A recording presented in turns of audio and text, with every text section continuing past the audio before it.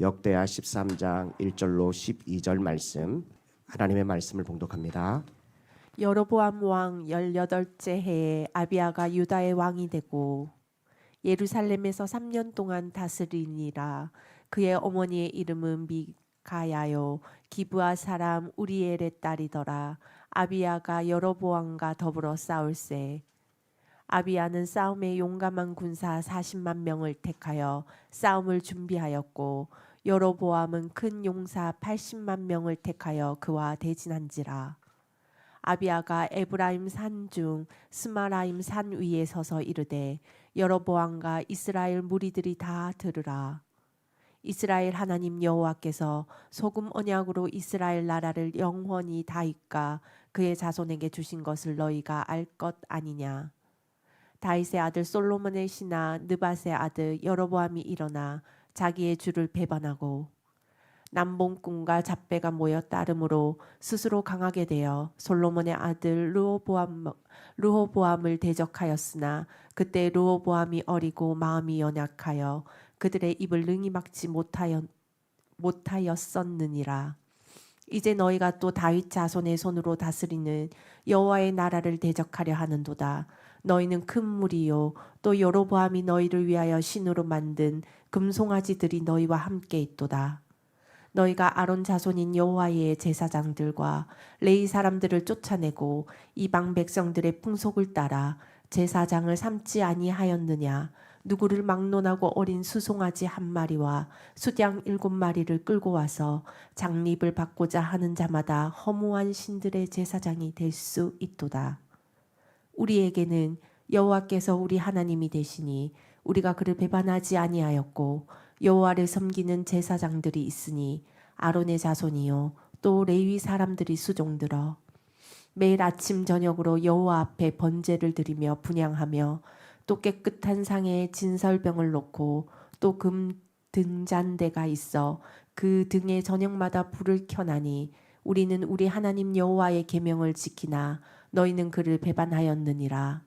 하나님이 우리와 함께 하사 우리의 머리가 되시고 그의 제사장들도 우리와 함께하여 전쟁의 나팔을 불어 너희를 공격하느니라. 이스라엘 자손들아 너희 조상들의 하나님 여호와와 싸우지 말라. 너희가 형통하지 못하리라. 아멘. 아멘. 오늘 읽어드린 본문의 말씀을 가지고 다윗의 등불이라 라고 하는 제목으로 함께 은혜를 나누고자 합니다. 목사님요, 아무리 제가 구약 성경 1절부터 12절까지 읽었는데 다윗의 등불이라는 단어가 하나도 안 나오는데 뭐 가지고 그렇게 하나. 오늘 말씀의 제목은 다윗의 등불인데 오늘 그 주제가 되는 그 인물이 바로 아비야라고 하는 왕입니다. 이스라엘의 분열 왕국의 2대 왕인데요. 그 통일 왕국 때에는 사울, 그리고 두 번째는 다윗, 세 번째 왕이 솔로몬입니다. 그리고 솔로몬의 아들 르호보암 때에 나라가 쭉 하고 반으로 갈라집니다. 남유다와 북이스라엘로 갈라집니다. 르호보암, 그 북이스라엘은 그 여로보암이 다스리고 남유다는 르호보암이 다스립니다. 그래서요, 이 르호보암이 죽고 그 다음 두 번째 남유다 왕의 2대 왕이 바로 아비야입니다. 오늘 이 아비야 왕을 통해서 이 아비야가 바로 다윗의 등불과 같은 존재인데, 여러분들 이 등불이라고 하니까 굉장히 좋은 것 같지만 그 바람 앞에 있는 언제 꺼질 줄 모르는 그런 존재다. 제가 이 말씀을 준비하면서 우리 예수산소만교회 여러분들, 저와 여러분들이 바로 다윗의 등불이 아닌가. 약하고 부족하고 또 심지어 잘 넘어졌다 그러면 막 인대가 찢어지고 뼈가 나가고 이렇게 늘 연약한 존재들입니다. 하여튼 우리 예수산소만교회 성도님들은 자빠지는 사람이 한 사람도 없도록 오늘 은혜를 받았다. 이 말씀이 내 말씀이다. 그러면 저 계단을 사용하지 마시고 반드시 여러분들 함께 혼자 내려가거나 뛰어 내려가거나 또 급하게 내려가는 일이 없도록 그렇게 여러분들 넓은 길로 그렇게 다닐 수 있기를 간절히 바랍니다. 아멘. 네. 한 번만 더 넘어지면 저 뒷문을 폐쇄하고 아예 이제 아무도 못 다니도록 그렇게 할 거니까 하여튼 여러분들 그렇게 근데 다윗의 등불, 연약한 존재, 쓰러지고 꺼질 수밖에 없는 그 존재. 근데 하나님이 오늘 읽어드린 본문의 말씀을 가지고 야, 전쟁에서 승리하는 대승하는 그 아비야의 그 저력, 그것이 어디서 나왔나? 연약하고 등불 같은 존재이지만 그 40만을 데리고 80만의 대군을 이겨내는 그런 역사가 오늘 여러분들의 삶 가운데 반드시 일어나기를 주님의 이름으로 간절히 축복합니다. 자, 오늘 이 아비야에 대한 말씀은 이게 끝입니다. 그러나 이제 열왕기상 15장에 열왕기상에는 역대상의 말씀에는 어떻게 이 아비야를 평가하고 열왕기상에는 어떻게 이 아비야를 평가하느냐라고 하는 건데요. 이제 역대상 15장 말씀으로 좀 넘어가겠습니다. 역대상 15장 1절로 8절 말씀인데요. 우리 1절 말씀을 한번 보겠습니다. 1절. 이 아비야가 어떤 인물이냐? 시작. 느바세 아들 여로보암 왕 18째 해에 아비암이 유다 왕이 되고 네, 느바세 아들 여로보암은 바로 북이스라엘의 왕입니다. 북이스라엘 왕이 그 북이스라엘을 다스린 지가 18년이나 됐다는 겁니다. 네, 아비암이 유다의 왕이 되고 자, 2절입니다. 시작. 예루살렘에서 3년 동안 다스리니라. 그의 어머니 이름은 마아가요 아비살롬의 딸이더라. 네, 아비얌. 여기 또 역대 성경에서는 아비하라고 하는데요. 이 열왕기상에서는 아비얌 똑같은 인물입니다. 아비샬롬은 압살롬을 다른 말로 아비샬롬이라고 합니다. 네. 자, 3절입니다. 3절. 성경은 아비야를 어떻게 평가하고 있느냐? 좋은 왕이냐, 나쁜 왕이냐라고 하는 것을 평가하는데요. 3절입니다. 시작. 아비암이 그의 아버지가 이미 행한 모든 죄를 행하고 그의 마음이 그의 조상 다윗의 마음과 같지 아니하여 그의 하나님 여호와 앞에 온전하지 못하였으나. 네, 그 르호보암이 남유다를 다스리는데 그가 아버지가 행한 모든 죄를 행했다. 그러니 여러분들 어떻습니까? 이 아비야가 좋은 왕일까요? 좋지 못한 왕일까요? 네, 그렇습니다. 대답은 안 해도 여러분들이 야, 그렇구나. 아버지와 똑같은 본을 받아서 좋은 왕이 아니구나라는 것을 알게 됩니다. 그리고 우리 3절, 15장 3절에요. 다윗의 마음과 같지 않았다. 여러분들 이 단어를 꼭 마음속에 좀 신경 두었으면 좋겠습니다. 우리 예수산소만교회 성도님들은요, 이 다윗의 마음을 가질 수 있기를 주님의 이름으로 간절히 축복합니다. 네, 다윗의 마음. 이 다윗의 마음이 뭐냐라는 겁니다. 다윗의 마음을 가진 사람은 하나님께서 인정을 하지만 다윗의 마음을 갖지 못한 왕은 하나님께서 좋지 않은 악을 행하는 왕이다라고 구분하는 이 구분 기준이 바로 이 다윗의 마음입니다. 자, 3절의 말씀을 한번 띄워 주십시오. 아비압이 그의 아버지가 이미 행한 모든 죄를 행하고 그의 마음이 그의 조상 다윗의 마음과 같지 아니하여 그의 하나님 여호와 앞에 온전하지 못하였다. 아비압은 어땠냐? 하나님 앞에서요. 뭐하지 못했다? 온전하지 못했다 합니다. 네. 아비야의 왕은 이 하나님 앞에서 온전할 수가 없었다. 그러니 나라 꼴이 어떻게 되겠습니까? 그 나라 꼴을 어찌 그것을 보고만 있을 수 있겠습니까? 자, 4절입니다. 4절. 그런데 4절은요 기가 막힌 말씀입니다. 시작. 그의 하나님 여호와께서 다윗을 위하여 예루살렘에서 그에게 등불을 주시되 그에게 등불을 주셨다는 겁니다. 다윗을 위해서 등불을 주시는데 그게 뭐냐? 그의 아들을 세워 뒤를 잇게 하사 예루살렘을 견고하게 하셨다.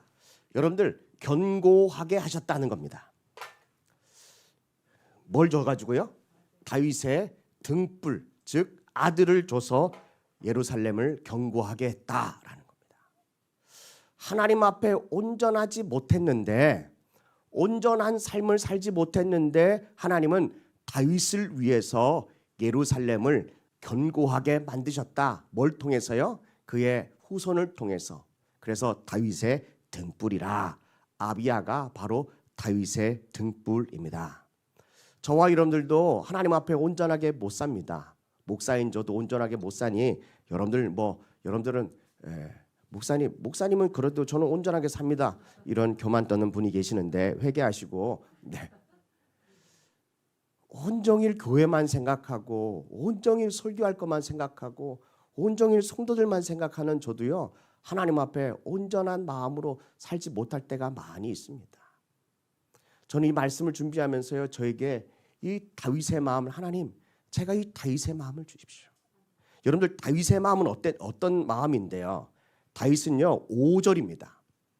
다윗은 어떤 마음을 가지고 있느냐? 시작. 이는 다윗이 햇사람 우리아의 일 외에는 평생에 여호와 보시기에 정직하게 행하고 자, 자기에게 평생 뭐 했대요? 정직했대요. 또 두 번째는요, 자기에게 명령하신 모든 일을 어기지 아니하였습니다. 명령하신 것을 다 순종했다는 겁니다. 다윗의 마음은 하나님 앞에 늘 정직했습니다. 그리고 하나님께서 명령하신 모든 명령을 다 순종합니다. 심지어는 하지 말라 그러면 안 했습니다.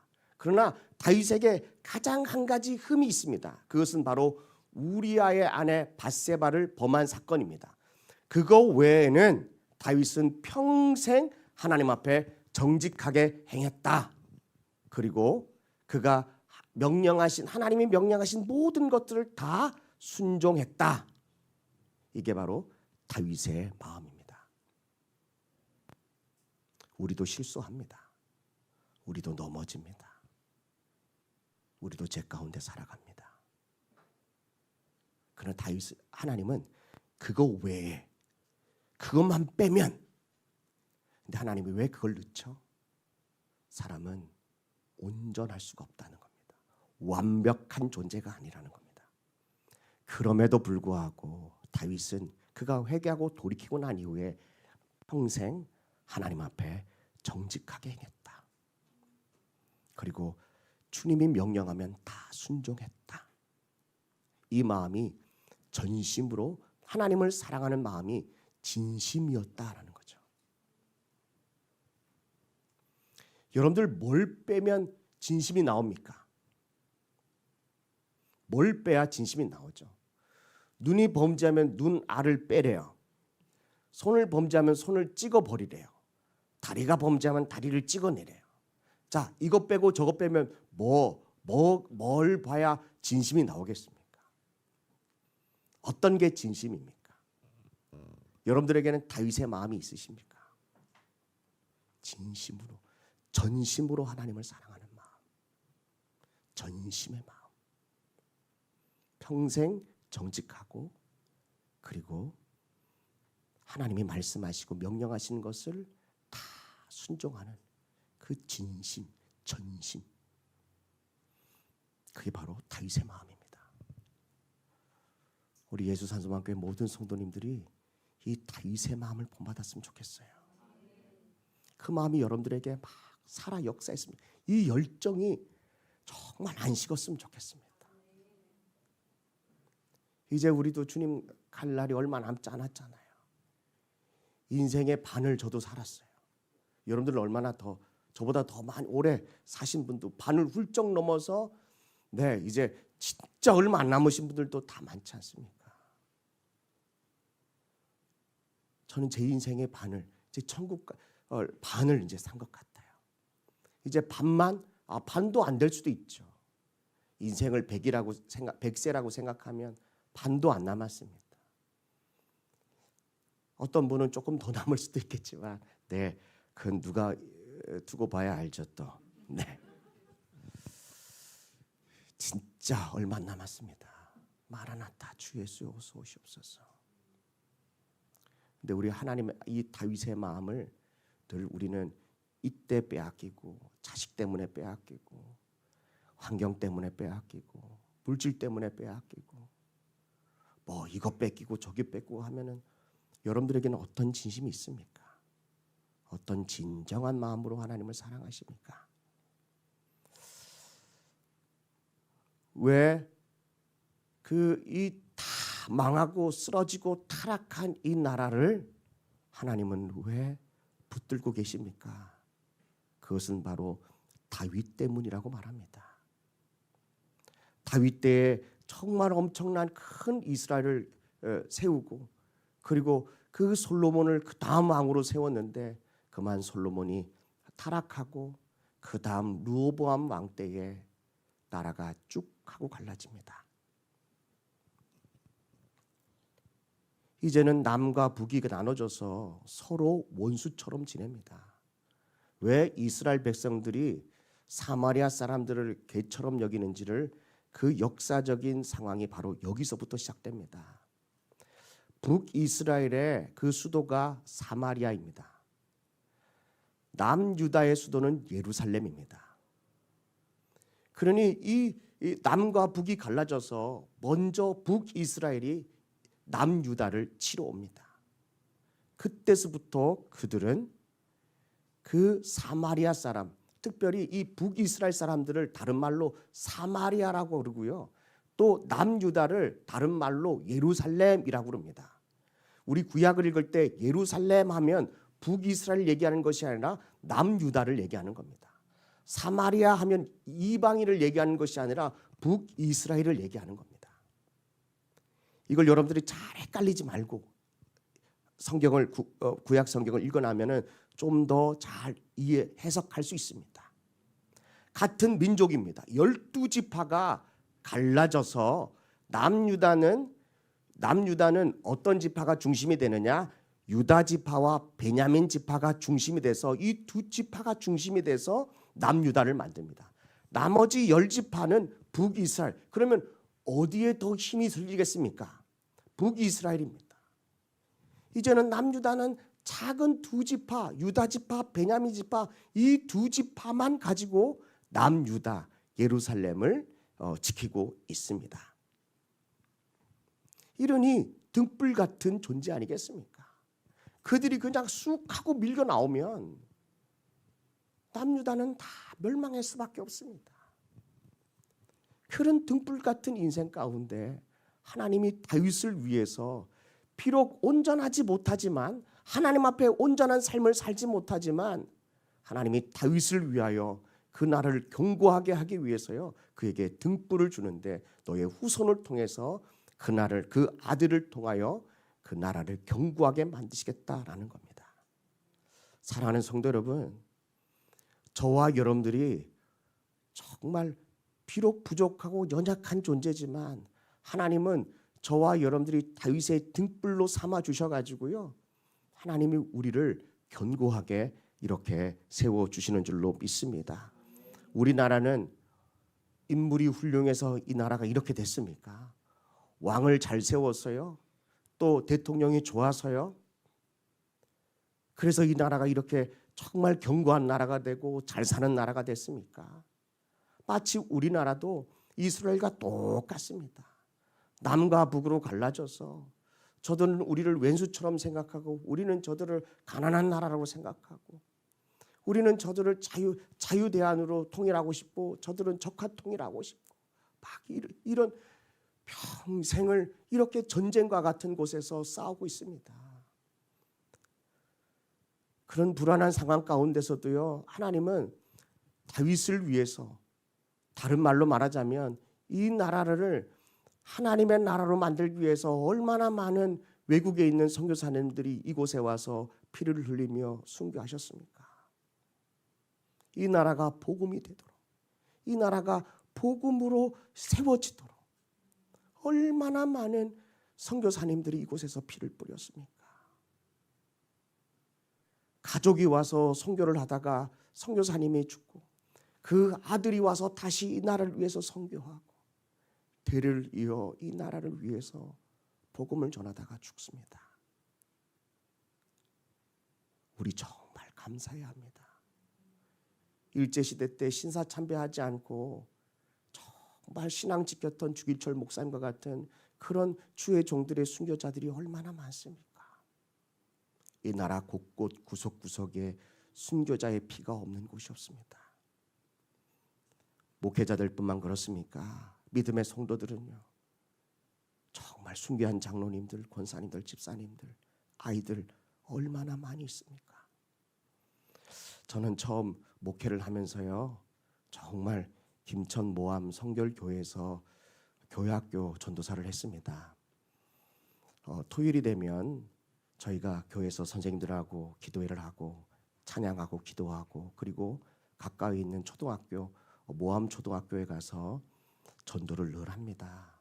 처음에는 사탕도 들고 가고 풍선도 막 연습해가지고요 만들어서 가고 그러면 아저씨 저한테 저기 풍선 좀 만들어 주이소. 그럼 제가 딱 만들어줘요. 잘 만드는 게 칼입니다. 제일 쉽거든요.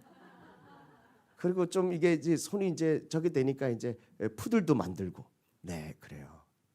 그리고 저희가 그 모암동 지역은 진짜 어렵고 가난한 지역입니다. 또 대부분은 한부모 밑에 자란 자녀들이 정말 많습니다.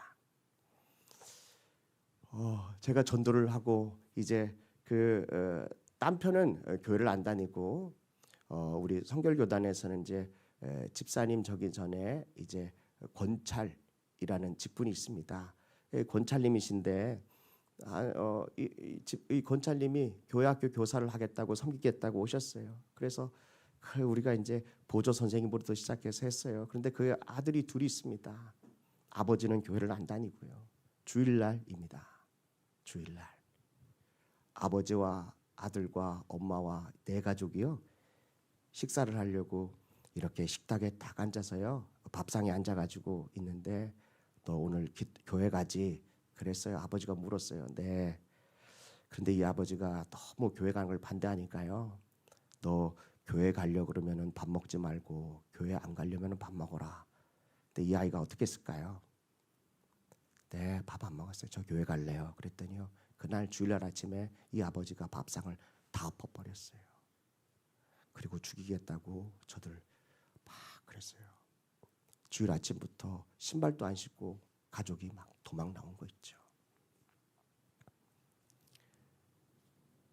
여러분들 우리 삶에 목숨을 바쳐야 피를 흘려야 순교가 아니라 이런 가정들이 얼마나 많이 있습니까? 교회 간다고 얼마나 남편들을 속였습니까? 마음은 참 죄책감이 있는데 내가 예수를 교회를 가지 않으면 견딜 수 없어서 막 달려오지 않았습니까? 두들겨 맞아도 핍박을 받아도 주의를 지키고 때로는 하나님 앞에 그렇게 몰래 11조도 하면서요. 내 전심의 마음을 주님 사랑하는 마음을 그렇게 우리가 표현했지 않습니까? 그런 성도들이 있었기 때문에 이 조국 대한민국이 이렇게 잘 살게 되고 이렇게 편안한 나라가 되었습니다. 다윗의 등불 연약하고 온전하지 못하지만 하나님이 그 순교자의 피를 생각하며 우리가 이 나라를 경고하도록 하나님은 저와 여러분들을 신앙의 맥 또 이런 거룩한 그 삶을 살아가도록 하나님은 대를 이어 살아가도록 하나님 우리에게 이 다윗의 마음을 저와 여러분들에게 주신 줄로 믿습니다. 사랑하는 성도 여러분, 이 마음을 가지고 우리가 주님 오시는 그날까지 전심으로 진심으로 하나님을 사랑하는 그런 삶을 살아낼 수 있기를 주님의 이름으로 간절히 축복합니다. 우리는 이렇게 신앙생활을 하지만 우리 다음 세대들은요, 우리 자녀들은요. 저는 이 말씀을 준비하면서요, 하나님, 제가 순교자의 삶을 살겠습니다. 그러니 아비야와 같이 내가 이 다윗의 마음을 품고 살아갈 테니 아비야를 하나님 사용하여 주십시오. 우리 자녀들을 사용하여 주십시오. 아비야는 그 아버지 르호보암의 그 악함을 보고 살았습니다. 여러분들 르호보암이 어떤 사람인지 아십니까? 한번 성경을 찾아보겠습니다. 오늘 15장을 읽었는데 14장 열왕기상 14장 22절 24절 이 딱 두 절만 보면 르호보암이 얼마나 악한 왕인지를 알 수 있습니다. 열왕기상 14장 22절 읽습니다. 시작. 유다가 여호와 보시기에 악을 행하되 그의 조상들이 행한 모든 일보다 뛰어나게 하여 그 범한 죄로 여호와를 노엽게 하였으니. 유다는 남유다를 얘기하는 겁니다. 남유다가 여호와 보시기에 다른 말로 르호보암이 여호와 보시기에 악을 행하되 그의 조상들이 행한 일보다 뛰어나게 하여 하여튼 네. 조상들보다 뛰어나게 악을 행했다는 겁니다. 그래서 하나님이 너무 화가 났다는 겁니다. 왜 그러느냐? 23절, 23절입니다. 시작. 이는 그들도 산 위에와 모든 푸른 나무 아래에 산당과 우상과 아세라상을 세웠습니다. 옛날 우리나라와 똑같죠. 푸른 나무 아래에 산당을 세우고 우상을 세우고 아세라상을 세웠다는 겁니다. 누가요? 르호보암 때에 그 북이스라엘 12지파가 아닌 10지파들이요. 누가요? 이스라엘 백성들이요. 그들이 그런 짓을 했다니까요. 저기 유다 지파하고 베냐민 지파 이 두 지파가요.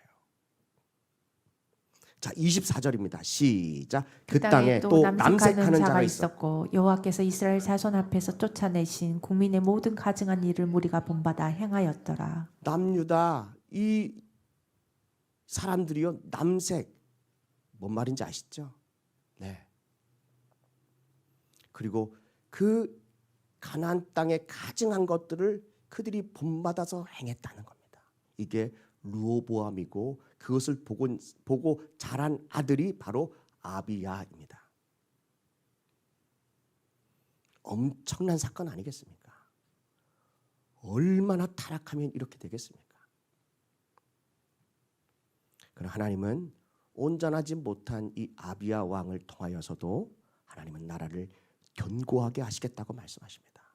그러니 여러분들은요 우리와 상관없이 하나님은 하나님의 일을 해내십니다. 하나님이 우리에게 약속하신 그 약속을 우리가 하기 싫다 그러고 안 하겠다 그러고 도망가도 그렇고 그와 상관없이 하나님은 반드시 하나님이 하시고자 하시는 일은 누굴 통해서라도 역사하시는 줄로 믿습니다. 그래서 여러분들 우리 마음속에 이 다윗의 마음을 꼭 품으시고 우리의 후손들이 다윗의 등불이 되어서 정말 믿음의 그 끈을 놓지 않는 그런 우리 사랑하는 귀한 교우들의 가정 되기를 주님의 이름으로 간절히 축복합니다. 그러면서요 말씀에 이 두 나라가 여로보암과 르호보암 때도 전쟁이 있었는데 아비야 때와 여로보암 때에도 전쟁이 있었습니다. 그 전쟁의 말씀이 오늘 읽은 역대하 13장 말씀입니다. 역대하 13장 말씀에 이 아비야가 나라를 다스린 지 딱 3년밖에 왕위를 못했습니다. 이 3년 동안 뭐 했냐? 전쟁하다가 끝났습니다. 전쟁하다가. 네, 자 오늘 이 본문의 말씀을 통해서요 이제 북이스라엘과 남유다가 어떻게 이 전쟁을 하게 됐나, 그래서 어떻게 전쟁을 통해서 승리했나 이것을 오늘 분석하고 또 함께 말씀을 나누도록 하겠습니다. 자 역대하 오늘 본문의 말씀으로 다시 돌아갑니다. 역대하 13장 1절 말씀입니다. 역대하 13장 1절 읽겠습니다. 시작. 여로보암 왕 18째 해에 아비야가 유다의 왕이 되고. 네, 여로보암은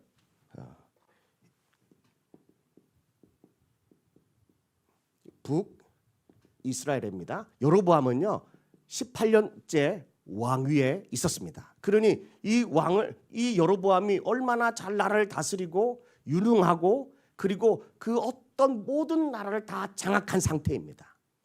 그런데 아비야는요. 자 역대하 14 오늘 본문의 2절 말씀입니다. 2절 말씀.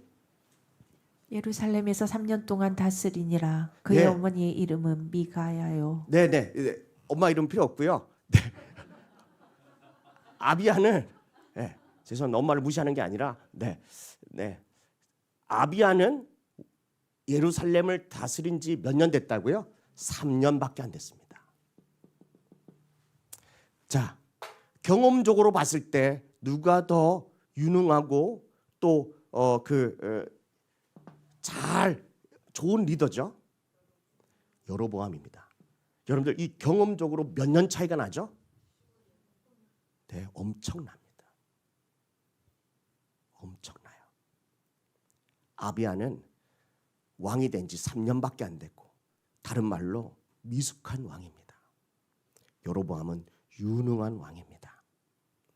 이렇게 왕으로 봐서 리더로 비교할 때에도 북이스라엘과 남유다는요 비교가 안 되는 겁니다. 자 이걸로 끝나느냐? 여로보암의 이름의 뜻이 뭔지 아십니까? 여로보암의 이름의 뜻은요 백성이 증가하다.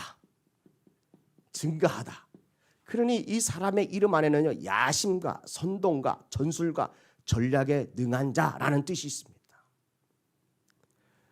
근데 아비야는요, 이름의 뜻이 뭔지 아세요? 여호와는 내 아버지다, 이거예요. 하나님은 내 아버지다. 이게 아비야, 아비야, 아비야. 예, 여호와는 내 아버지다. 아비야. 네, 이해되시죠? 네, 무슨 뜻이라고요? 여호와는 내 아버지다. 그게 히브리어 뭐라고요? 아비야. 예, 네, 좋습니다. 네. 자, 군사적인 면에서는요, 이제 이 북이스라엘이 남유다를 쳐들어옵니다. 군대를 이끌고 쳐들어오는데 3절입니다. 3절 읽어주세요. 아비야는 싸움에 용감한 군사 40만 명을 택하여 40만 명. 싸움을 준비하였고 여로보암은 큰 용사 80만 명을 택하여 그와 대진한지라. 80만 명. 군사적인 면으로 보면 몇 배 차이 나죠? 2배 차이 납니다. 네. 2배 차이가 납니다.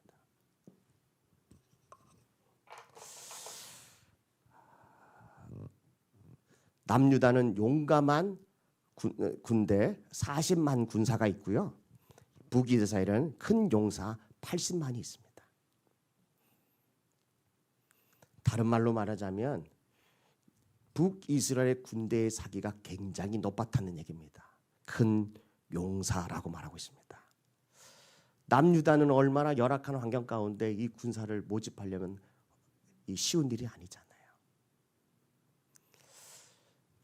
여러분들 어떠세요? 이걸 보면 리더의 입장에서 보면 3년밖에 안 됐으니까 나는 18년 그리고 80만과 40만 어디로 기울이겠습니까? 어느 쪽으로 이 전쟁의 판도가 기울이겠습니까? 그것은 바로 북이스라엘입니다. 여러분들 이 전쟁을 통해서 예루살렘 이 남유다가 북이스라엘 볼 때 그때서부터 뭐라고 생각하죠? 민족의 원수입니다. 같은 민족이고 같은 형제 아니에요? 야곱의 12아들 아니에요?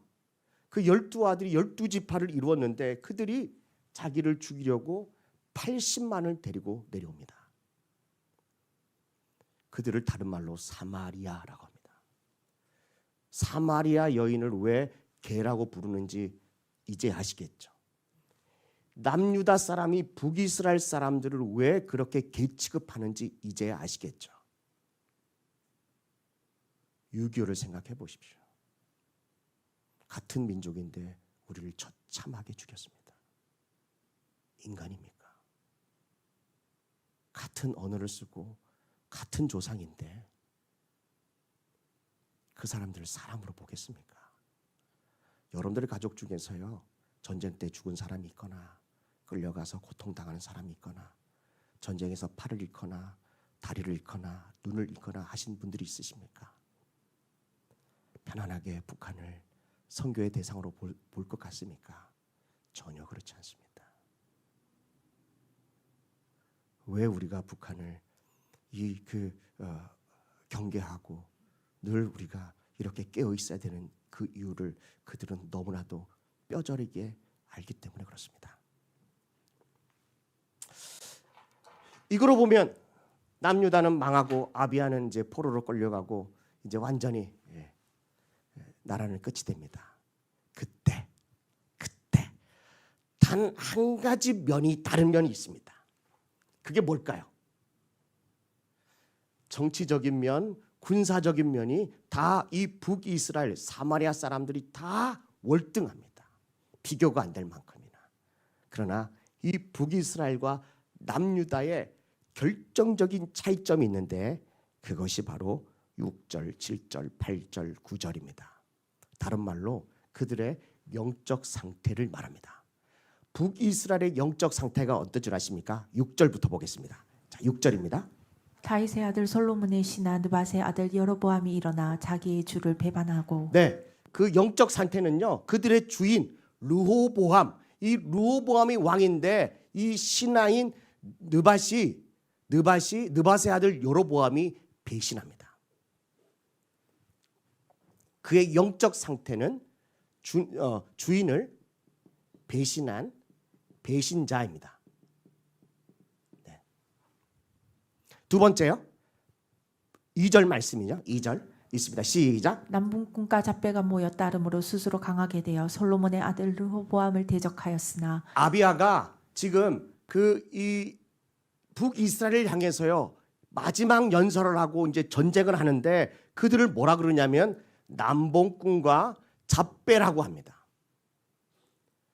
같은 형제인데 같은 언어를 쓰는데 같은 민족인데 그들이 나라를 배신하고 왕을 배신하고 우리를 쫓아냈기 때문에 그들을 향해서 뭐라고 말하냐면 남봉꾼과 잡배라고 그럽니다. 그들은요 더 이상 유대인이 아닌 것이죠. 영적 상태를 얘기하는 겁니다. 여러분들, 그런데 북이스라엘은 땅이 민족이 이들보다 5배가 많습니다. 남유다는 유다와 베냐민을 그 지파가 주지만 나머지 10지파는 북이스라엘에 속해 있습니다.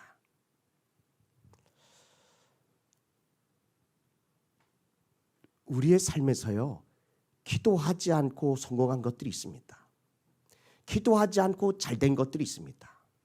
그런데 나중에 보면 그 성공한 것 때문에 그게 망합니다. 이해되십니까? 내가 기도하고 하나님께 묻고 하나님 어떻게 할까요? 그래서 성공한 것은 하나님의 그 열매가 있고 그리고 또 상급이 있는데 기도하지 않았는데도 잘 됐어요.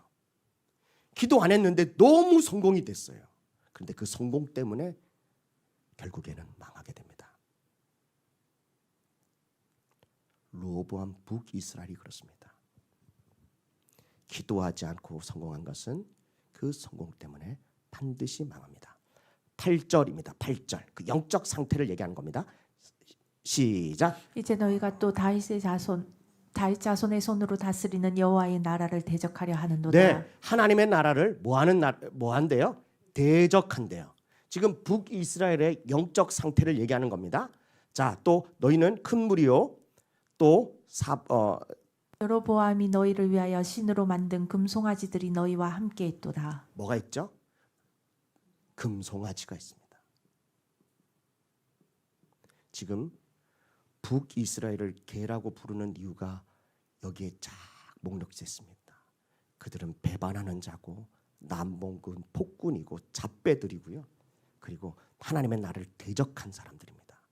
그리고 그는 금송아지를 만들어서 우상 숭배한 사람들입니다. 이걸로 끝난 것이 아니고요. 자, 9절입니다. 9절. 너희가 아론 자손인 여호와의 제사장들과 레위 사람들을 쫓아내고 이방 백성들의 풍속을 따라 제사장을 삼지 아니하였느냐. 네, 여기까지요. 그들은요 아론 자손과 레위 자손들을 제사장들을 다 내어 쫓았습니다. 이 제사장들을 학대했습니다.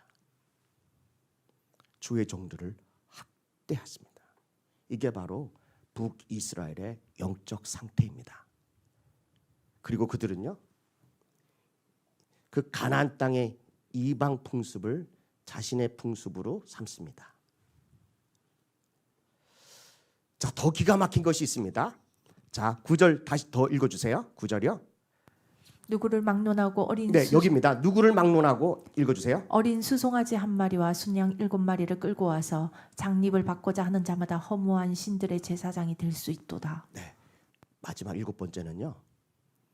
우리는 아론 후손과 레위 자손이 제사장이 되는데 이 북이스라엘은요 어린 수송아지 한 마리 하고요. 그리고 또 순양 7마리만 데리고 가져가면은 바치면 뭐가 돼요?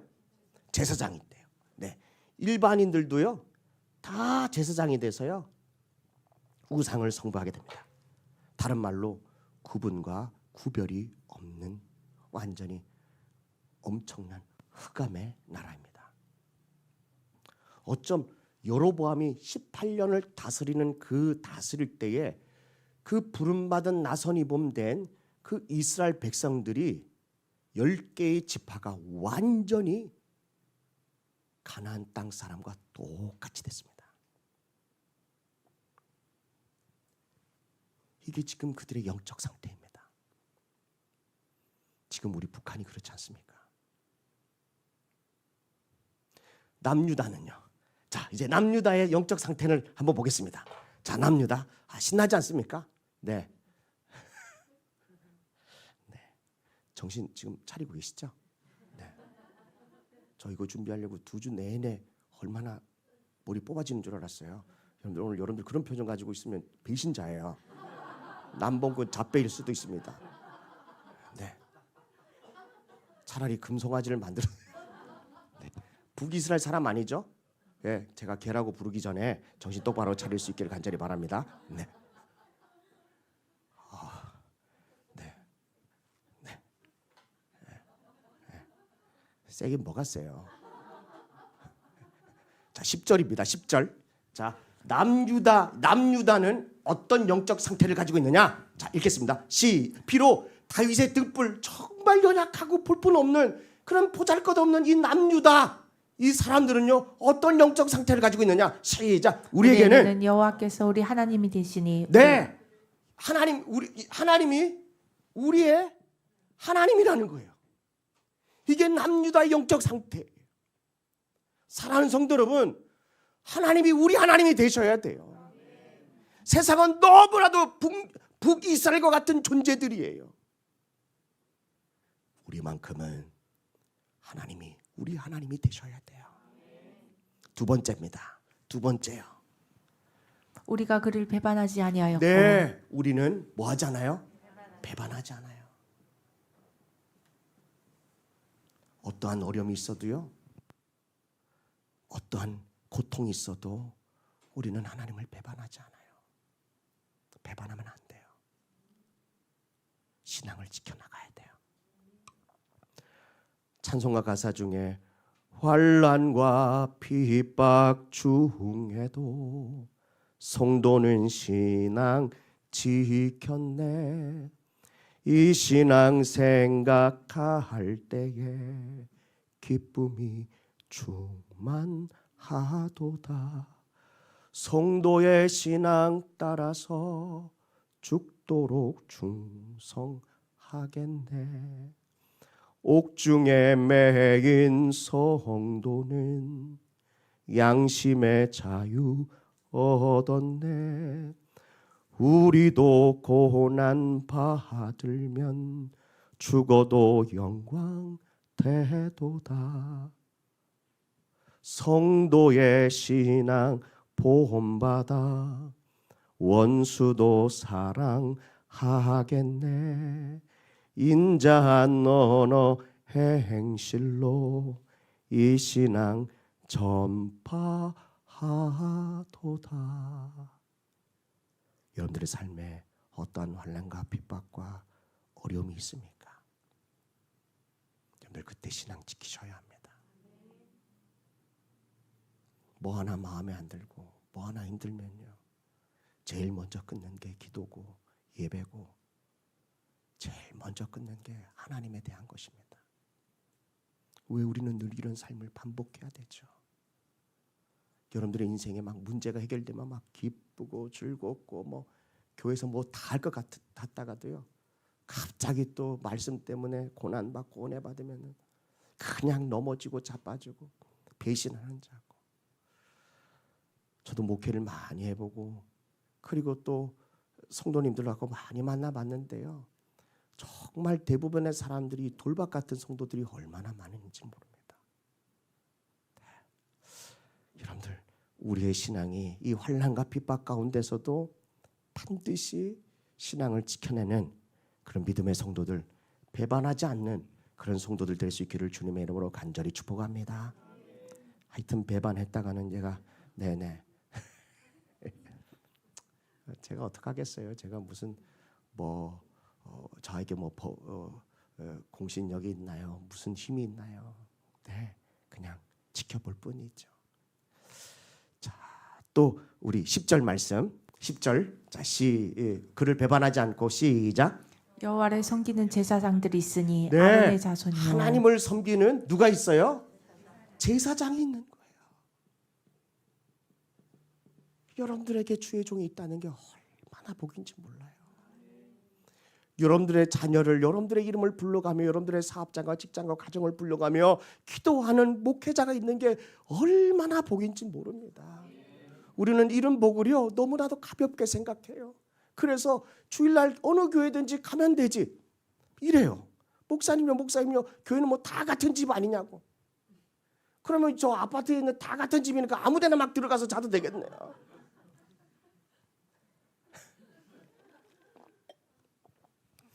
저는 늘 이런 어렸을 때부터 그런 생각을 많이 했어요. 제 아내하고 제가요 데이트할 때 정말 너무너무 오래된 그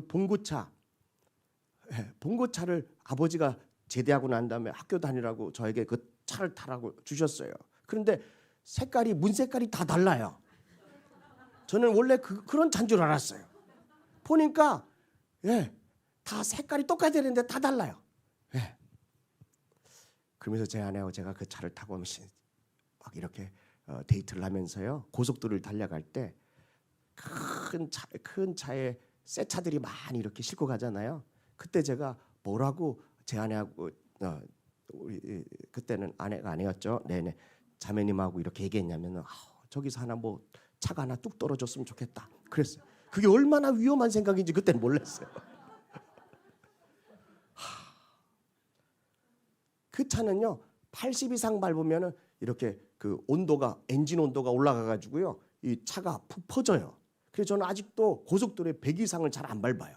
웬만하면 그런 차로 4년을 학교 다녔거든요. 그 차 타고. 네. 그래서 웬만하면 빨리 안 다녀요. 급하면 그 전날 출발하죠. 네. 네. 여러분들 정말 여러분들을 위해서 기도해 주는 목회자가 있다는 거예요. 여러분들에게 얼마나 영적인 복인지 몰라요. 네. 아무데나 들어가서 예배드리고 아무데나 가서 그러지 마세요. 그분들이 여러분들의 이름을 불러가며 정말 기도하는 사람입니까? 내 자식, 내 새끼들만 기도하지 왔다 갔다 하는 사람은 관심도 안 가져요. 제가 개척을 3번이나 했잖아요. 처음에 했을 때는요 막 가족끼리 오니까요 개척교회 목사는 뭐 가족들이 이렇게 오면은 막 좋아 죽을 줄 알아요. 막 다른 교회 그 개척하는 목사님 거의 뭐 한 그 주위에 3개 4개를 초토화시키고 왔대요. 그분 말씀으로는. 네. 그러면서요 제가 오면은 막 우와 왔냐고 그러고 막 이렇게 하려는데 저는 별로 관심 안 가지거든요. 네.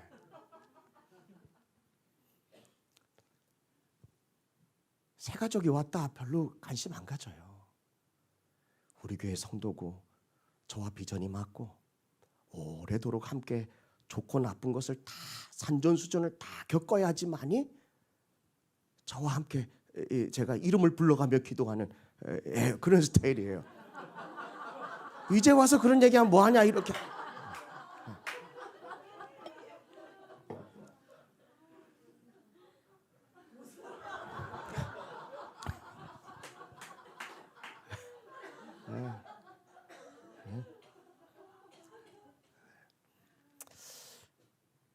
그래 저에게 양이다라고 생각해요. 네. 그 전까지는 제가 그냥 내버려둬요. 들어오든 나가든 뭐하든 그냥 지켜만 보고 있어요. 네. 그러나 주님이 저에게 맡겨주신 양이라고 딱 생각하면 저는 끝까지 그놈의 새끼들이 배반을 하지 않는 이상은 제가 끝까지 기도합니다. 그런 주의 종이 있다는 거 이게 남주다의 얼마나 복인지 몰라요. 어떤 역사가 일어나는지를 한번 이따가 보십시오. 11절입니다. 11절 시작. 매일 아침 저녁으로 여호와 앞에 번제를 드리며 분향하며 또 네. 깨끗한 상에 아침 저녁으로 하나님 앞에 예배하는 곳이래요. 상번제 늘 드리는 곳이래요. 깨끗한 상에 진설병을 올려놓고 금잔디에 그 저녁마다 진설병은 일주일마다 아침 저녁으로 일주일마다 매일매일 이 예배가 끊이지 않는 곳이 바로 얌유다라고 하는 겁니다. 사랑하는 성도 여러분, 우리 예수 산서만교회가요 그 가증 주님 오는 날까지 이 예배를 꼭 붙들 수 있기를 축복합니다. 하나님이 저에게, 저는 어떤 하나님이 저 오리지널 디자인이 뭔가라고 생각했더니 바로 예배입니다. 예배 주셔서 찬양입니다. 하나님 저에게 그걸 저에게 주신 것 같아요. 네. 자, 또 다섯 번째는요. 자, 저녁마다 불을 켜나니 시작. 우리는 우리 하나님의 계명을 지키나 너희는 그를 배반하였느냐. 네. 네 번째는 예배가 있는 곳이고요. 계명이 있는 곳입니다. 하나님의 계명을 지키는 곳입니다. 자, 12절입니다. 12절 시작. 하나님이 우리와 함께 하사 우리의 머리가 되시고 네. 하나님이 우리의 머리, 하나님이 우리의 리더가 되시고 왕이라는 겁니다. 하나님은 우리의 왕이라는 겁니다. 그리고 또 7절 시작. 그의 제사장들과 우리와 함께하여 전쟁의 나팔을 불어 너희를 공격하느니라. 7절입니다. 제사장의 나팔이 있는 거예요. 여러분들 이 제사장의 나팔은 누가 부를까요? 제사장이 부르는데 이걸 어떻게 불게 하죠? 제사장의 나팔을요? 누가 불게 하죠? 네, 왕이 불게 하는 게 아니에요. 이거는 하나님 한 분만이 명령하는 거예요. 그런데 이 북이스라엘은 누가 명령해서 왔죠? 왕이요. 그러나 너희가 왔다 할지라도 하나님이 싸우라고 제사장에게 나팔의 사인을 줘야 우리가 싸우겠다는 거죠. 근데 12절 마지막 절 한번 보십시오. 12절 이렇게 경고합니다. 시작. 이스라엘 자손들아, 이렇게 말해요. 이스라엘 자손들아, 우리 같은 민족 아니냐? 시작. 이스라엘 자손들아, 너희 조상들의 하나님 여호와 싸우지 말라. 너희가 형통하지 못하리라. 마지막 경고합니다. 하나님과 싸우지 마라. 너희가 형통하지 못할 거다라고 이 아비야가 경고합니다. 다윗의 등불 멋지지 않습니까? 저 우리 예수 산서만교회 한 분 한 분이 다 이런 다윗의 등불과 같은 신앙을 좀 가지기를 주님의 이름으로 간절히 축복합니다. 하나님과 싸우지 말자. 우리가 형통하지 못한다. 이걸 아비야가 이스라엘 자손들에게 권면하고 있습니다.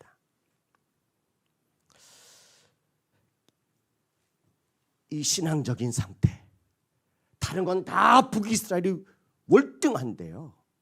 남유다에게 있는 것이 뭐냐? 바로 하나님을 믿는, 신뢰하는 신앙이 있었다는 겁니다. 자, 그리고 나면 이제 어떻게 됐나? 크게 세 번째요. 전략인데요. 북이스라엘은 어떻게 싸우려고 했나? 자, 보겠습니다. 13절입니다. 13절. 이러고 있는데 이 아비야가 그 연설을 하고 있는데요. 이 여로보암이 어떻게 됐냐? 시작. 여로보암이 유다의 뒤를 둘러 복병하였으므로 그 앞에서 이스라엘 사람들이 있고 그 뒤에는 복병이 있는지라. 네, 북이스라엘은요. 앞과 뒤, 특별히 뒤는 복병을 숨겨놨다는 겁니다. 연설하고 있을 때 여로보암이 야, 뒤로 가서 숨자. 그래서 그들을 진짜 단번에 치려고요. 복병을 숨겨놓습니다. 얼마나 잔인합니까? 이렇게까지 얘기하는데 싸우겠다고 막 들러드는 거예요. 무슨 밭일까요? 전형적인 길가밭입니다. 아무리 얘기해도 들으려고 하지 않습니다. 오히려 악하게 반응합니다. 강팍해진 이스라엘 백성들을 보십시오. 그들은 숨어서 그들을 처절하게 죽이려고 합니다. 앞에 북이스라엘의 군대가, 뒤에 북이스라엘 복병이 숨어 있습니다. 그러니 어떻게 하려고요? 중간에 있는 이 40만의 군사를요 완전히 깔아뭉개려고, 그리고 사방으로 진을 치고 있습니다. 여러분들이 그러면 어떡할까요? 남유다는 어떻게 여러분들은 어떻게 반응하실래요? 앞에도 문제가 있고 뒤가 문제가 있어요. 여러분을 막 압박해 와요. 여러분들 어떻게 하시죠? 그럴 때요? 대답 한번 해보세요. 네, 오늘 남유다처럼 이 그 다윗의 마음을 가진 다윗의 등불처럼 할 수 있기를 주님의 축복합니다. 14절입니다. 14절 시작. 유다 사람이 뒤를 돌아보고 자기 앞뒤에 적병으로 말미암아 여호와께 부르짖고 제사장들은 나팔을 부니라. 남유다의 전략은 두 가지입니다.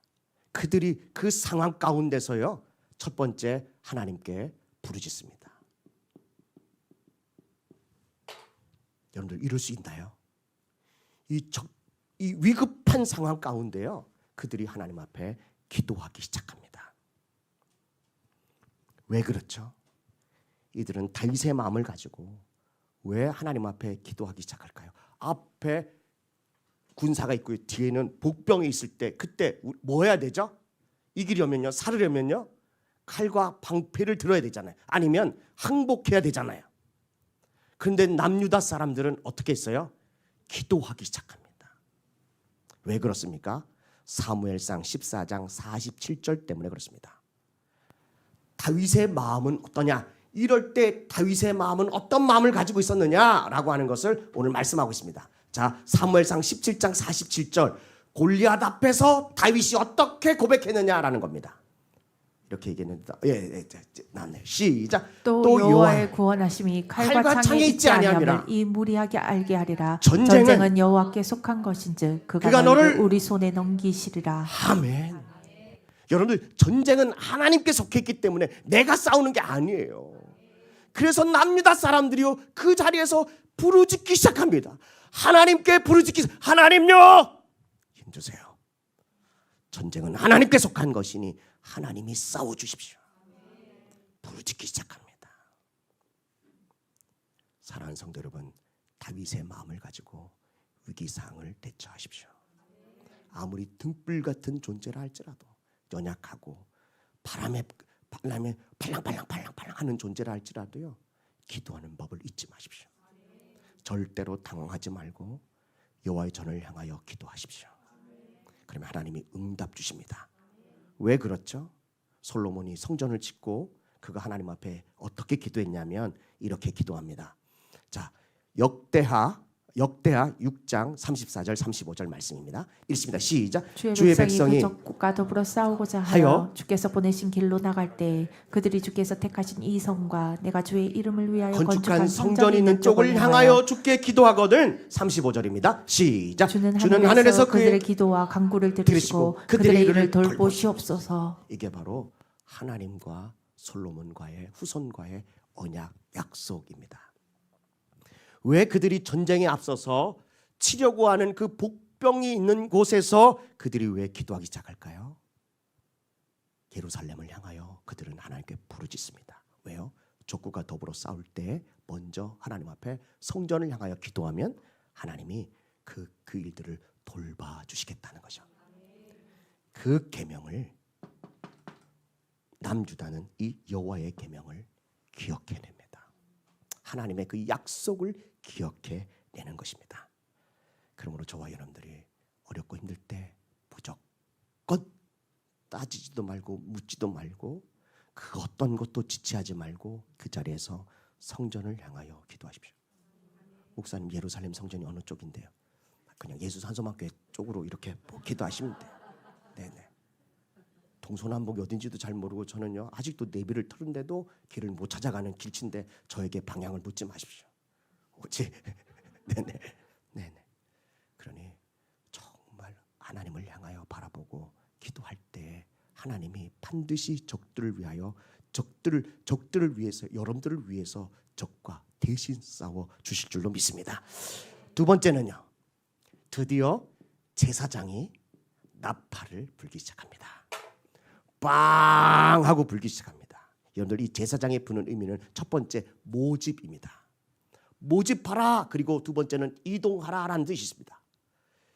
하나님께서 이스라엘 백성들을 광야에 그 성막을 중심으로 그 사방으로 세 지파씩 진을 치게 하고요, 제사장이 나팔을 뿡 불면 모입니다. 그리고 뿡 불면 이제 이동합니다. 그런데요, 여러분들, 광야에서 이 제사장의 나팔 소리를 잘못 들었다 그러면 이 광야에서 낙오자가 되고 심지어는 죽게 됩니다. 아침에 일어났는데 아무도 없어요. 어디 갔지? 이미 떠났습니다. 그러니 이 나팔 소리를 잘 들으셔야 합니다. 왜 이 나팔 소리를 또 잘 들어야 되느냐? 지금 제가요 여기서 붕 하고 불면 여러분들 뭐 준비하고 모집합니까? 새벽에 나오세요. 그러면요 오는 사람만 와요. 하여튼 독한 분들이에요. 네, 수요예배, 금요예배, 막 주일예배 막 그렇잖아요. 뭐 부흥회 한다 그러고 수련회 한다 그러면 여러분들 잘 안 오시잖아요. 네, 아무리 나팔을 제가 나팔이 아니라 스피커에 대고 이렇게 광고를 해도요. 이것도 안 돼서요. 제가 유튜브에다가 막 광고를 막 때려 넣어도요 안 올 사람 많아요. 나팔이 귓구녕에 들어오지가 않아요. 그러면 이 광야 같은 세대에서요 죽습니다. 낙오됩니다. 왜 이 훈련을 해야 되느냐? 고린도전서 15장 51절 52절 때문에 그렇습니다. 자 보겠습니다. 시작. 보라 내가 너에게 비밀을 말하노니 우리가 다 잠잘 것이 아니요 마지막 나팔의 순식간에 호련히 다 변화되리니. 52절 시작. 나팔 소리가 나매 죽은 자들이 썩지 아니할 것으로 다시 살아나고 우리도 변화되리라. 여러분들 우리가요 이 나팔 소리 듣는 훈련을 하지 않으면 주님이 우리를 향하여 뿡 하고 나팔을 불면 우리가 모두 그 소리를 듣고 변화할 텐데 그 소리가 들리지 않잖아요. 그럼 우리는 썩어 죽게 됩니다. 다시 살아나서 아름다운 모습으로 변화되지 못합니다. 아니 지금 이 제사장의 이 목사의 이 말도 이 들은 둥 마는 둥 하는 여러분들이요 예수님의 나팔 소리, 천사들의 나팔 소리 어떤지 한번 여러분들 해보십시오. 자, 데살로니가전서 4장 16절 말씀 시작. 주께서 호령과 천사장의 소리와 하나님의 나팔 소리로 친히 하늘로부터 강림하시리니 그리스도 안에서 죽은 자들이 먼저 일어나고. 17절 그 후에 우리 살아남은 자들도 그와 함께 구름 속으로 끌려올라 공중에서 공중으로 주를 주를 영접하시리니 하시리니 그리하여 우리가 항상 주와 함께 있으리라. 18절입니다. 시작. 그러므로 이러한 말로 서로 위로하라. 네, 서로 나팔을 불어주는 거. 부 주님 오세요. 힘내세요. 자매님 주님 오세요. 형제님 힘내세요. 조금만 참으면 주님 오세요. 서로 이 말로 위로하라는 겁니다. 그런데 이 말을 이 나팔 소리를 들을 귀가 없으면 우리는 죽습니다. 두 번째 나팔을 부는 이유가 뭔지 아십니까? 민수기서 10장 우리 민수기 집사님 오셨는데 민수기 10장 9절 말씀입니다. 자, 네, 잘 오셨어요. 민수기서 10장 9절 시작. 또 너희 땅에서 너희가 자기를 압박하던 대적을 치러 나갈 때에는 나팔을 크게 불지니 그리하면 너희 하나님 여호와가 너희를 기억하고 너희를 너희의 대적에서 구원하시리라. 얼마나 신납니까? 전쟁 나갈 때 반드시 대적을 치러 나갈 때 이 나팔을 불랍니다. 이 나팔을 불 때 하나님이 기억하신대요. 그리고 우리의 싸움을 주님이 대신 싸워주시겠대요. 이야, 사랑하는 성도 여러분, 이 제사장의 나팔이 얼마나 필요한지 모릅니다. 사랑하는 성도 여러분, 이 나팔은요, 제사장들이 이 유대인들이요, 이 군사들이 나팔 소리를 들을 때 이 군대의 마음, 이스라엘 백성들의 이 군사들이요 마음에서요 막 사기가 막 끌어넘칩니다. 그리고 자신들이 굳은 의지를 결단을 하게 됩니다. 나팔 소리 들으면요. 그리고 또 하나님이 우리를 도와주셔서 승리한다라고 하는 확신이 생깁니다.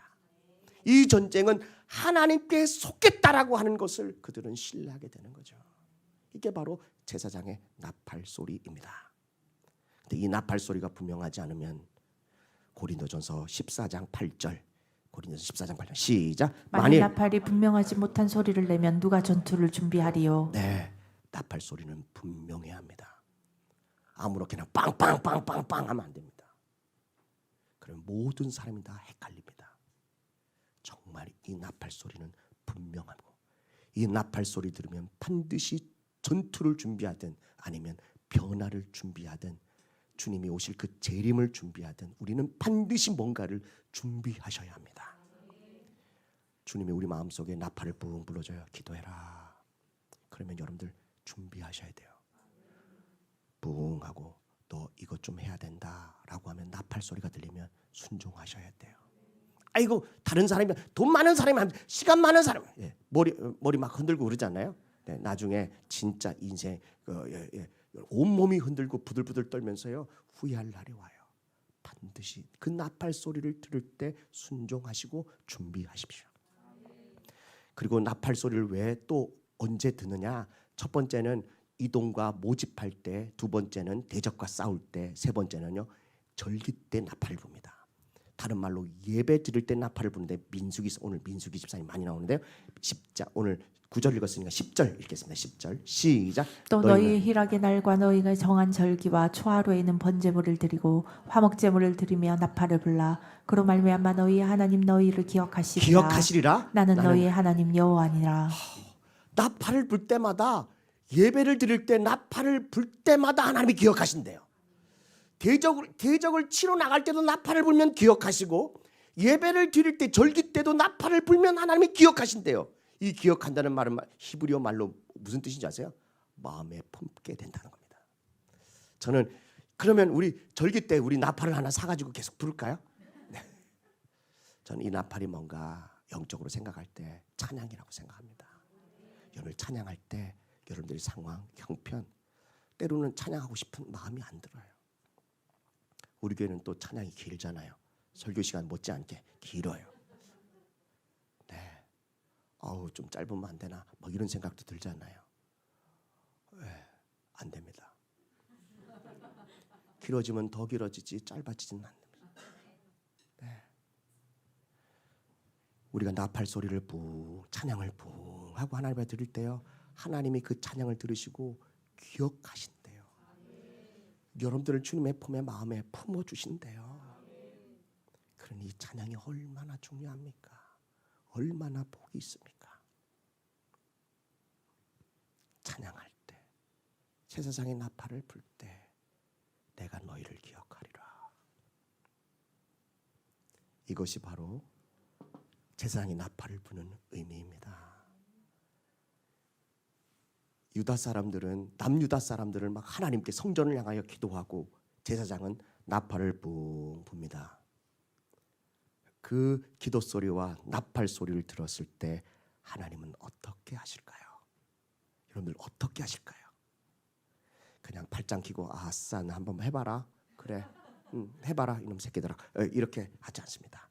자 14절 오늘 본문의 말씀 역대하 13장 14절 15절 시작. 유다 사람이 뒤를 돌아보고 자기 앞뒤에 적병으로 말미암아 여호와께 부르짖고 제사장들은 나팔을 부니라. 네 이렇게 하잖아요. 15절입니다. 시작. 유다 사람이 소리 지르매 유다 사람이 소리 지를 때에 하나님이 여로보암과 온 이스라엘을 아비아와 유다 앞에서 치시니. 유다 사람이 소리를 지르기 시작합니다. 야 마치 이걸 어디서 또 본 적이 있을까요? 가나안 땅에 딱 들어가자마자 첫 번째 성 여리고 성을 무너뜨릴 때 이스라엘 백성들이 소리를 지릅니다. 여러분들 유다 사람들이 그때를 연상하며 소리를 지릅니다. 그때 하나님이 온 남유다 앞에서요 북이스라엘을 치기 시작했다고 말씀하십니다. 여러분들 기도하고 나팔 불고 믿음으로 선포하면 하나님이 움직이기 시작합니다. 여러분들 꼭 명심하세요. 이게 바로 다윗의 마음이고 다윗의 등불을 가진 저와 여러분들이 해야 할 일입니다. 여러분들 전쟁에서 그 이후에 결과가 어떻게 됐죠? 어떻게 됐을까요? 16절입니다. 16절 시작. 16절 이스라엘 자손이 유다 앞에서 도망하는지라 하나님이 그들의 손에 넘기셨으므로. 첫 번째요, 그들 앞에서 도망하기 시작합니다. 적들이 도망하기 시작합니다. 사랑하는 성도 여러분, 여러분들이 기도하고 제사장은 나팔을 불고 찬양하고 우리가요 소리를 빵 하고 지를 때 우리를 치러왔던 그 악한 영들이 일곱 길로 도망가는 역사들이 오늘 이 밤에 일어나기를 축복합니다. 정말 축복합니다. 두 번째요 17절 18절입니다. 두 번째 결과가는 시작. 아비야와 그의 백성이 크게 무찌르니 이스라엘의 택한 병사들이 죽임을 당하고 엎드러진 자들이 50만 명이었더라. 50만 명이 그 자리에서 죽어버립니다. 40만 명이 1인당 1죽 1사 1인 1사 해도 40만인데 더 죽였다는 거예요. 50만이 그 자리에서 죽어버립니다. 크게 승리하게 되는 거죠. 왜 그러느냐? 18절입니다. 18절. 그리고 네네 결국에는 그때 뭐였냐? 이스라엘 자손이 항복하고 유다 자손이 이겼으니 이는 그들이 그들의 조상들의 하나님 여호와를 의지하였음이라. 네, 그들이 결국에는 항복하고 남유다가 이깁니다. 사랑하는 성도 여러분, 여러분들이 오늘 이 밤에 이기는 싸움을 하는 거예요. 반드시 악한 영들이 항복하고 여러분들이 이길 줄로 믿습니다. 왜냐하면 18절의 말씀 보니까요, 그 이유는 내가 하나님을 의지했기 때문입니다. 여러분들 하나님을 의지하십시오. 이게 바로 다윗의 마음입니다. 다윗의 등불인 저와 여러분들이요, 하나님을 의지할 때 이런 놀라운 결과가 일어나는 줄로 믿습니다. 이걸로 끝나느냐? 19절입니다. 19절 시작. 막 여러분들 아비아가 막 거품 보면서 아멘 아멘 하셔야 돼요. 19절 시작. 아비아가 여로보암을 쫓아가서 그들의 그의 성읍들을 빼앗았으니 네, 여기까지요. 잃어버린 것을 다시 찾게 됩니다. 아버지 때에 빼앗겼던 것을요, 이 아비아 때에 다 찾게 됩니다. 할렐루야. 20절입니다. 20절 시작. 아비아의 때에 여로보암이 다시 강성하지 못하고 여호와의 치심을 입어 죽었고. 네, 다섯 번째는요, 원수가 사망합니다. 원수가 죽습니다. 그를 치러왔던 그 원수의 수장이 그는 점점점 쇠퇴해서 마침내 죽습니다. 그리고 마지막 다섯 번째는요, 여섯 번째는 어떤 결과가 일어났냐? 바로 21절 말씀 시작. 아비아는 점점 강성하며 아내 14을 거느려 아들 22과 딸 16을 낳았더라. 네, 점점 뭐해졌대요? 강성해졌대요. 아비아는 다윗의 등불과 같은 존재였습니다. 연약하고 언제 꺼질지 모르는 그런 정말 저와 여러분들 같은 존재입니다. 그러나 이 전쟁을 통해서요, 하나님이 다윗의 마음을 가지고 있었던 하나님이 등불과 같은 존재를요, 강성하게 만들어 주셨대요. 사랑하는 성도 여러분, 오늘 이 역대하 13장의 말씀이 여러분들의 말씀이 되기를 주님으로 축복합니다.